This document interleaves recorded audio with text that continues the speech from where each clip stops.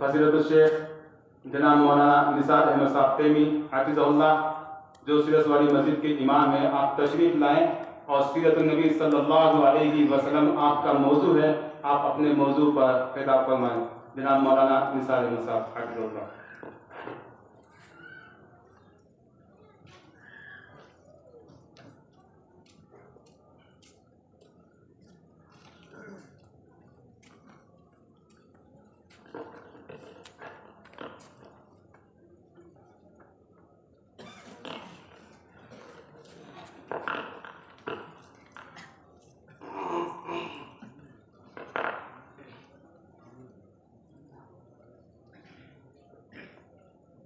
إن الحمد لله نحمده ونستعينه ونستغفره ونؤمن به ونتوكل عليه ونعوذ بالله من شرور أنفسنا ومن سيئات أعمالنا من يهده الله فلا مضل له ومن يضلله فلا هادي له وأشهد أن لا إله إلا الله وحده لا شريك له وأشهد أن محمدا عبده ورسوله أما بعد فإن خير الحديث كتاب الله وخير الهدي هدي محمد صلى الله تعالى عليه وسلم وشر الأمور محدثاتها وكل محدثة بدعة وكل بدعة ضلالة وكل ضلالة في النار وقال الله تبارك وتعالى في موضع آخر وقال الله تبارك وتعالى في القرآن المجيد والفرقان الحميد أعوذ بالله من الشيطان الرجيم بسم الله الرحمن الرحيم وإنك لعلى خلق عظيم وقال النبي صلى الله تعالى عليه وسلم يسردكم هذا ولكنه كان يتكلم بكلام يبينه فصل يحفظه من جلس إليه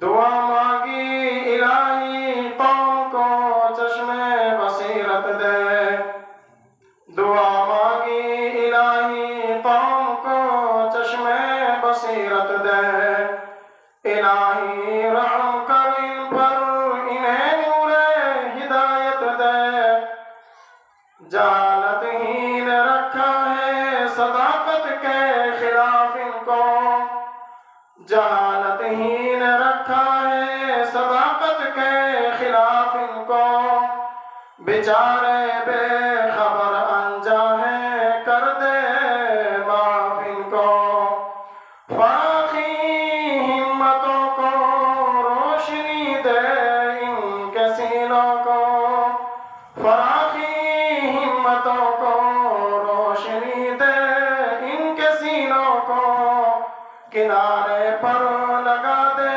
ڈوبنے والے سفینوں کو الہی فضل کر کوثر و طائف کے مکینوں پر الہی پھول برسا پتھروں والی زمینوں پر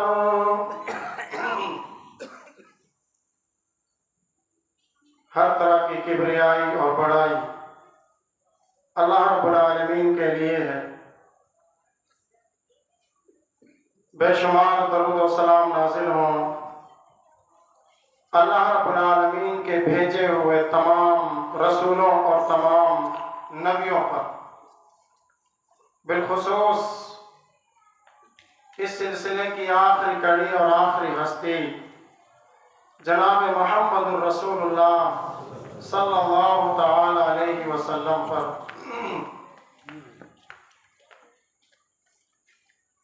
رسول اکرم صلی اللہ علیہ وسلم کا غیروں سے برتاؤ کیسا تھا۔ سیرت النبی صلی اللہ علیہ وسلم کا یہ حصہ آج ہمارا عنوان ہے۔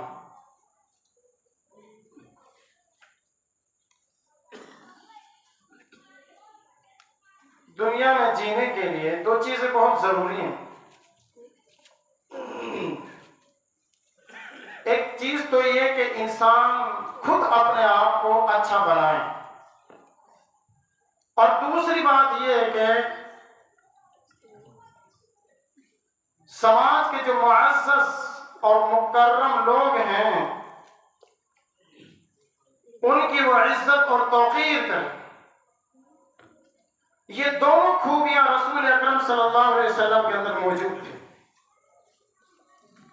آپ صلی اللہ علیہ وسلم کی ذات اقدس جیسی ذات اس دنیا نے نہیں دیکھی،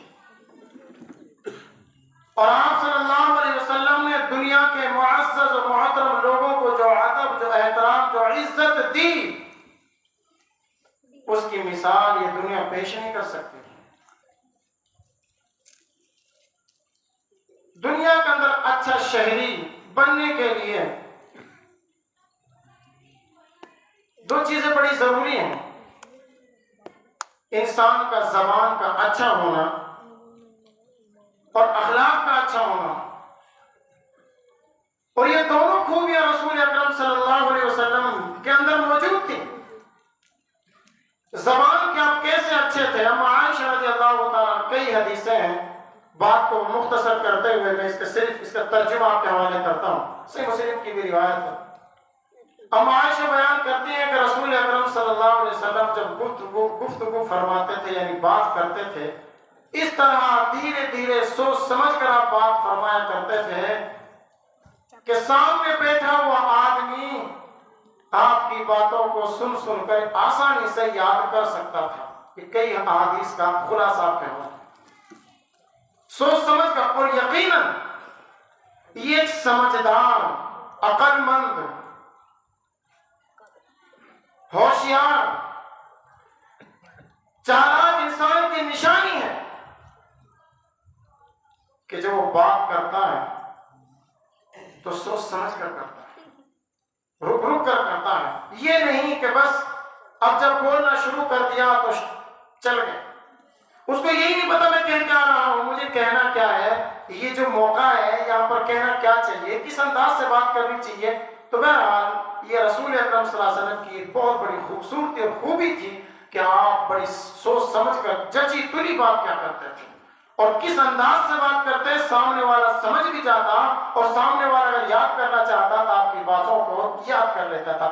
یہی وجہ ہے احادیث کے میدان میں جب ہم جائیں گے، صحابہ کرام بڑے اچھے انداز میں یہ مثالیں بیان کرتے ہوئے کہتے ہیں کہ میں دیکھ رہا ہوں رسول اکرم صلی اللہ علیہ وسلم کو کہ آپ کے دندان مبارک نظر آ رہے ہیں کہ آپ جب اس بات کو بیان فرماتے تھے آپ اس طرح مسکراتے تھے، مجھے ابھی بھی آپ کی زبان مبارک اس انداز سے حرکت کرتی ہوئی نظر آ رہی ہے، آپ کے دندان مبارک نظر آ رہے ہیں، آپ کے ہونٹ کیسے ہل رہے تھے وہ ابھی بھی مجھے نظر آ رہے ہیں۔ صحابہ کرام ان باتوں کو کب کہتے تھے؟ بہت بعد میں، یعنی رسول اکرم صلی اللہ علیہ وسلم جب تشریف لے گئے اس دنیا سے، اس کے بعد میں ان باتوں کو صحابہ کہا کرتے تھے۔ کیوں؟ بات کرنے کی انداز اور جو خوبی رسول اکرم صلی اللہ علیہ وسلم کے پاس میں تھی وہ الگ ہی تھی۔ اخلاق کی تو بات تھی کیا، اللہ رب العالمین نے قرآن کے اندر فرما دیا ہم نے اخلاق کے اس درجے پر آپ کو فائز کیا جو سب سے بلند ہے۔ آپ کے اخلاق کی کیا مثال دی جائے، کون سے واقعہ کو بیان کر کے یہ تسلی دی جائے کہ یہ رسول اکرم صلی اللہ علیہ وسلم کا اخلاق تھا، آپ کی زندگی میں کوئی عیب تھا ہی نہیں۔ اور یہ ہم نہیں کہتے، عیسائیوں نے ایک کتاب لکھی ہے دنیا کے 100 عظیم ہستیاں۔ آپ تعجب کریں گے عیسائی کس کو مانتے ہیں؟ حضرت عیسیٰ علیہ السلام کو مانتے ہیں۔ یہ بہت لمبی داستان کو مختصر الفاظ میں آپ کو سمجھانے کی کوشش کر رہا ہوں۔ انہوں نے کتاب لکھی دنیا کی 100 عظیم ہستیاں، انگریزی میں لکھی تھی وہ کتاب، تو اب اس کو اردو میں ترجمہ آ چکا ہے۔ تو اس کتاب کے اندر اس عیسائی رائٹر کو کس ہستی کا نام سب سے پہلے لکھنا چاہیے یہ سوچنے کی بات ہے. یا پھر کہہ لیجئے انہوں نے کس ہستی کا نام سب سے پہلے لکھا ہے؟ اس کتاب کے اندر سب سے پہلا نام کس شخصیت کا درج کیا ہے؟ عیسیٰ علیہ السلام کا کرنا چاہیے تھا نا. ان کے نبی تھے وہ. عیسیٰ علیہ السلام ان کے رسول تھے, وہ ان کے ماننے والے تھے. ان کا نام پہلے نمبر پر لکھنا چاہیے تھا, لیکن نہیں. انہوں نے لکھا سب سے پہلے نمبر پر جس ہستی کا ذکر خیر وہ میرے اور آپ کے نبی جناب محمد رسول اللہ صلی اللہ علیہ وسلم.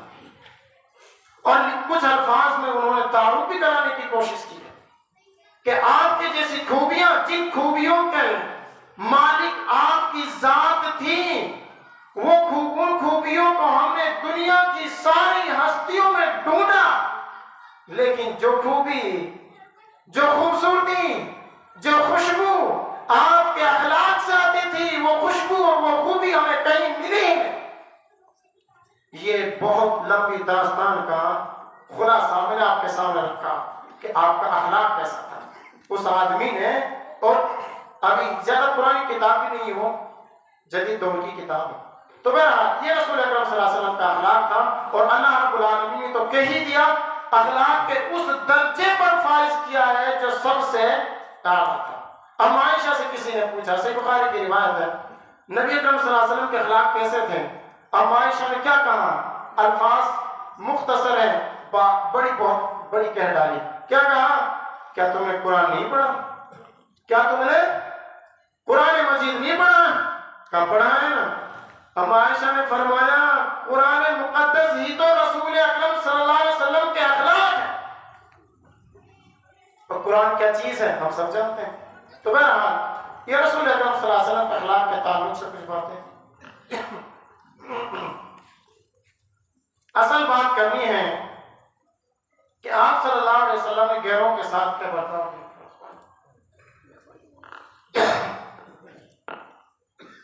میرے بھائیوں, اس دنیا کے اندر نبی اکرم صلی اللہ علیہ وسلم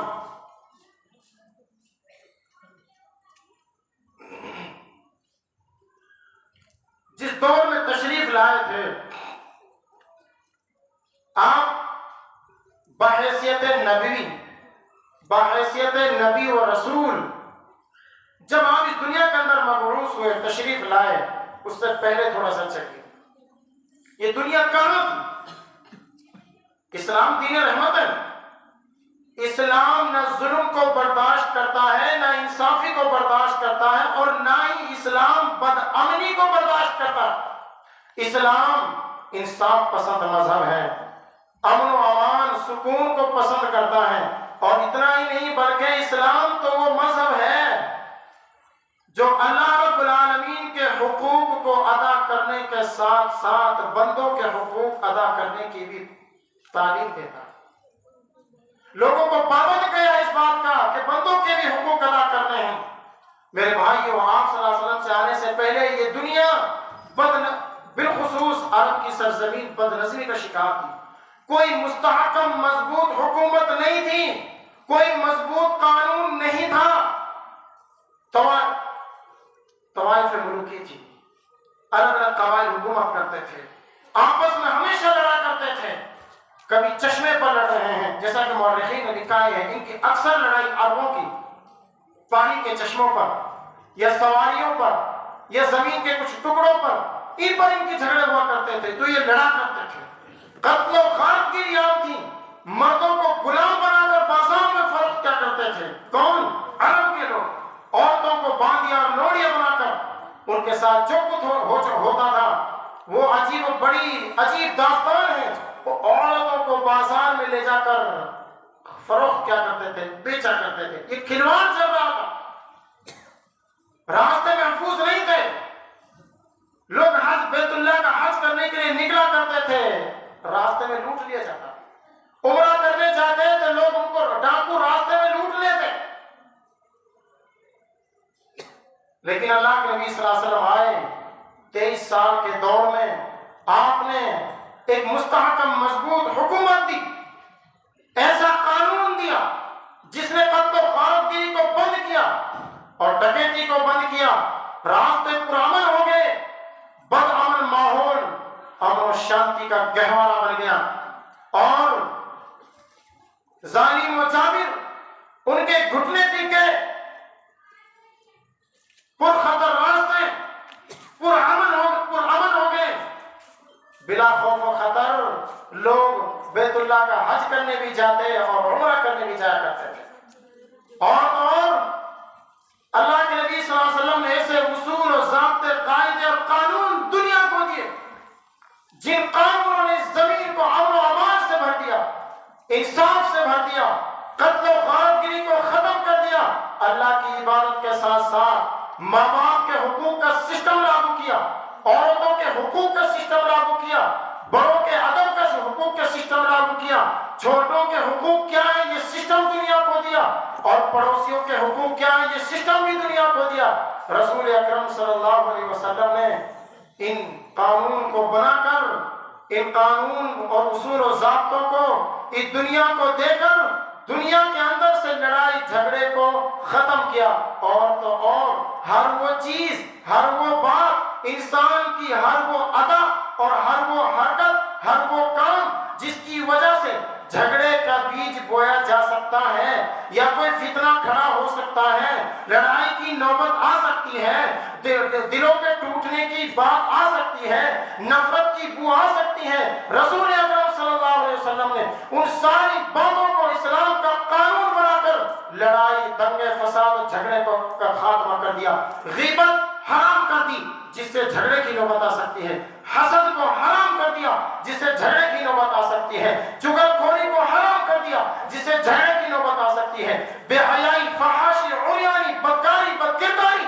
حرام کر دی اسلام نے جو جھگڑے تک انسان کو پہنچاتی ہے۔ یہ اور تو اور اللہ کے نبی صلی اللہ علیہ وسلم نے یہاں تک فرمایا، کوئی بیٹھے ہو کسی ایک آدمی کو لے جا کر کسی تیسرے کے سامنے کانا پھوسی مت کرو، تمہارا بھائی بدگمانی میں پڑ جائے گا، تمہارے بارے میں طرح طرح کی باتیں سوچے گا۔ جو اسلام بدگمانی کو حرام کرا دیتا ہو، وہ اسلام اس زمین پر دنگا فساد کی اجازت کیسے دے سکتا ہے؟ جو نبی بدگمانی کے ذریعہ نفرتوں کو برداشت نہیں کر سکتے، جس نبی کو یہ بھی گوارا نہیں ہے کہ زمین کے لوگ آپس میں ایک دوسرے سے نفرت کریں، زمین کے لوگ آپس میں ایک دوسرے کی برائی بیان کریں، زمین کے لوگ آپس میں ایک دوسرے سے حسد کریں، وہ نبی بدامنی کا پیغام کیسے دے سکتا ہے؟ میرے بھائیو، یہ مختصر الفاظ میں اشارتاً میں نے بہت کچھ کہہ دیا۔ آگے چلیے، رسول اکرم صلی اللہ علیہ وسلم کی زندگی مبارکہ آج دنیا کیا کہتی ہے، آج دنیا کیا کہہ رہی ہے، اس کو بھی دماغ میں رکھیے گا، اور آپ صلی اللہ علیہ وسلم کی سیرت مبارکہ کیا پیغام دے رہی ہے وہ بھی ہمیں سننی ہے۔ کچھ مثالیں، رسول اکرم صلی اللہ علیہ وسلم اپنے بچپنے سے ہی امن پسند تھے، امن کو چاہنے والے تھے۔ جب نبوت کا تاج آپ کے سر پر نہیں رکھا گیا، اس سے پہلے بھی آپ صلی اللہ علیہ وسلم ڈھونڈ کر امن پسندی کی محفلوں میں جاتے اور ان کا حصہ بنا کرتے تھے۔ بہت ساری باتیں، بہت سارے واقعات ہیں۔ آپ صلی اللہ علیہ وسلم نے کبھی کسی بری محفل میں شرکت نہیں کی۔ آپ کی جوانی آپ کی بھی تھی، اور جوانی ان لوگوں کی بھی ہے جو آج رسول اکرم صلی اللہ علیہ وسلم کی ذات اقدس پر انگلی اٹھانے کی کوشش کرتا ہے۔ جوانی ان کی بھی ہے، جوانی رسول اکرم کی بھی تھی۔ کبھی بھی نہ بچپنے میں نہ جوانی میں یہ دنیا، پوری دنیا مل کر رسول اکرم صلی اللہ علیہ وسلم کی ذات سے جڑی ہوئی کوئی برائی بیان کر کے دکھائے، ثابت کر کے دکھائے۔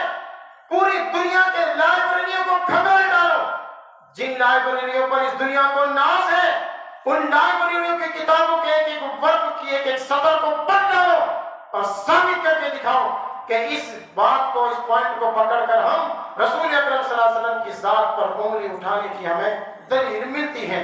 ایسی کوئی مثال نہیں۔ جوانی کے زندگی میں بھی واقعات ہیں جو آپ سب نے سنے ہیں، کیا کیا واقعات ہیں، لیکن بہرحال آپ نے کبھی کسی ایسی محفل میں کبھی کوئی شرکت نہیں کری، اللہ نے آپ کو بچا لیا۔ ایک آدمی، یہ مشرکین آج کیا کیا کہتے ہیں ذرا دیکھتے چلیے۔ ایک آدمی مکہ کے اندر کوئی چیز بیچنے آیا، کوئی لمبی داستان خلاصہ بیان کر رہا ہوں۔ مکہ کے اندر آیا، وہاں کے آدمی نے خرید لیا، سرداروں میں سے تھا، خرید لیا، قیمت نہیں دی۔ وہ بیچارہ تاجر جس نے سامان بیچا اپنی قیمت کے لیے مکہ کے لوگوں میں در در بھٹکتا پھرا، مجھے انصاف دلاؤ، میں نے سامان بیچا تھا، مجھے قیمت نہیں ملی، میرا سامان لے لے گیا۔ اور وہ کہاں سے آیا تھا؟ ملک کے شام سے آیا، میرا سامان لے لیا، قیمت نہیں دی، مجھے انصاف دلاؤ۔ کون تھے؟ سارے مسلمان تھے۔ کون تھے؟ اب یہ تو نبوت بھی نہیں ملی اللہ کے نبی صلی اللہ علیہ وسلم کو، آپ سمجھتے چلیں۔ انصاف کی بھیک مانگ کے لیے در در بھٹک رہا ہے وہ آدمی، مجھے میرا حق دلاؤ۔ لیکن پتا چلا وہ تو سردار ہیں، بہت حد تک لوگ خاموش رہے، لیکن ہمت کر کے کچھ لوگوں نے محفل جمائی، بیٹھے۔ اللہ کے نبی صلی اللہ علیہ وسلم بھی اس محفل کے اندر گئے، اس محفل میں شریک ہوئے، اس محفل کے حصہ بنے۔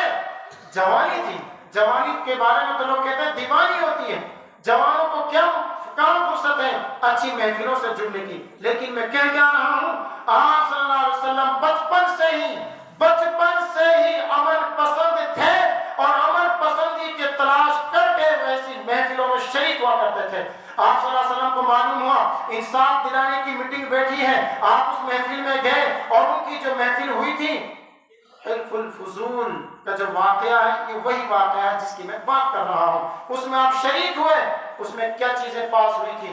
نمبر 1، پہلی چیز یہ پاس ہوئی تھی، مظلوموں کی مدد کی جائے گی مکہ کی سرزمین پر۔ نمبر 2، غریبوں کی ہم مدد کریں گے۔ نمبر 3، باہر کے آنے والے مسافروں کی ہم حفاظت کرنا، یہ ہماری ذمہ داری ہے۔ نمبر 4، زمین اس پر امن و امان کو قائم کرنا، یہ ہمارا مقصد ہے، اور اسی لیے آج کی ہماری یہ میٹنگ بیٹھی ہے۔ اس میٹنگ میں کون تھے؟ رسول اکرم صلی اللہ علیہ وسلم بھی شریک تھے۔ یہ دنیا بھول گئی رسول اکرم صلی اللہ علیہ وسلم کی داستان اور آپ کی سیرت کو۔ دوسرا اہم واقعہ، وہ بھی اسی طرح کا واقعہ، اس میں بھی اسی طرح ظلم و زیادتی بڑھتی ہے، اللہ کے نبی صلی اللہ علیہ وسلم اس میں بھی شریک ہوتے ہیں۔ میرے بھائی، یہ نبوت سے پہلے کے واقعات ہیں، اور جب آپ کو اللہ رب العالمین نے نبی بنایا، کیا کہا؟ اے اللہ کے میرے محبوب، نبی بنایا ہے، آپ کی نبوت صرف مسلمانوں کے لیے نہیں ہے، آپ کی نبوت آپ کے خاندان والوں کے لیے نہیں ہے۔ اے نبی، بہت ساری خوبیاں آپ کو دے دی ہیں، وَإِنَّكَ لَعَلَىٰ خُلُقٍ عَظِيمٍ۔ میرے نبی دھیان رکھنا، اخلاق کی سب سے اونچی چوٹی پر آپ کو فائز کیا ہے، کہیں ایسا نہ ہو کوئی بد اخلاقی والی بات سامنے آ جائے۔ اے نبی دھیان رکھنا، ہم نے اخلاق کا سب سے اونچا تاج آپ کے سر پر رکھا ہے، نبی ایسا نہ ہو کوئی بد اخلاقی باقی کام آپ سے سرزد ہو جائے، بد اخلاقی کی بات آپ کی زبان سے نکل جائے۔ نبی یہ بھی دھیان رکھنا، ہم نے دنیا والوں کے لیے آپ کو سخت مزاج بنا کر نہیں بھیجا ہے، وَمَا أَرْسَلْنَاكَ إِلَّا رَحْمَةً لِّلْعَالَمِينَ۔ میرے محبوب، میں نے تجھے دنیا والوں کے لیے، سارے جہان والوں کے لیے، میں نے تجھے جہان والوں کے لیے رحمت بنا کر بھیجا ہے۔ میرے محبوب، تو رحمت ہے اپنوں کے لیے، میرے محبوب تو رحمت ہے غیروں کے لیے۔ جہاں آپ اپنے خاندان کے لیے رحمت ہو، وہاں دوسرے خاندان والوں کے لیے بھی رحمت ہو۔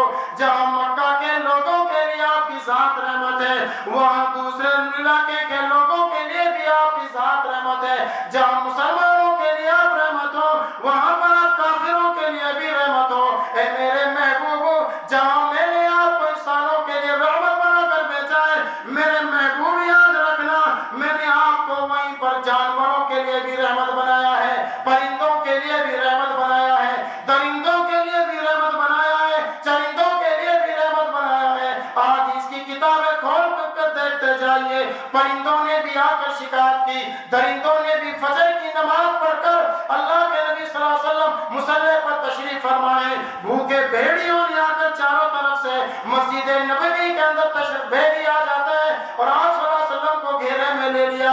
انہوں نے اپنی بھوک کی شکایت کری. اور بھی آپ کی باتوں کو دیکھتے جائیے. آپ صلی اللہ علیہ وسلم پرندوں کے لیے کس طرح رحمت ہے. صحیح بخاری شریف کی وہ روایت, جس چڑیا کے بچوں کو لے لیا گیا, جس چڑیا کے بچوں کو گھونسلوں سے اتار لیا گیا, وہ چڑیا اپنے بچوں کی جدائی کے درد میں تڑپتی ہوئی, چی چی کرتی ہوئی لوگوں کے سروں پر منڈلا رہی تھی.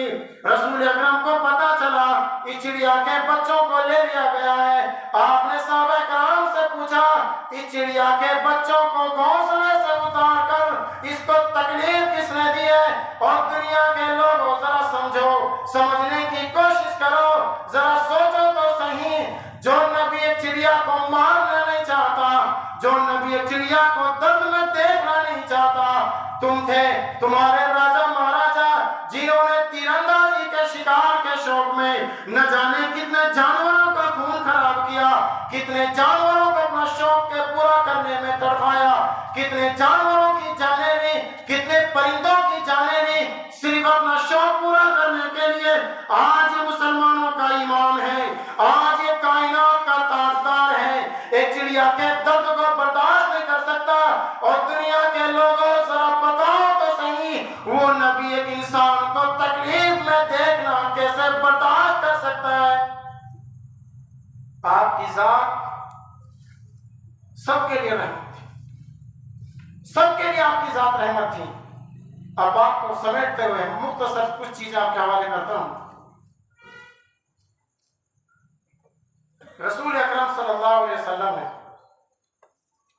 عرب کی سرزمین پر اسلام کی توحید کو پھیلانے اعلان کیا. لوگوں نے کیا جواب میں, ان کا کیا ریئیکشن تھا؟ انہوں نے پلٹوار کر. آپ صلی اللہ علیہ وسلم نے جیسے ہی کلمہ توحید کو لوگوں کے سامنے بیان کیا تو لوگوں نے پلٹوار کیا. اور سب سے پہلے کس نے کرا؟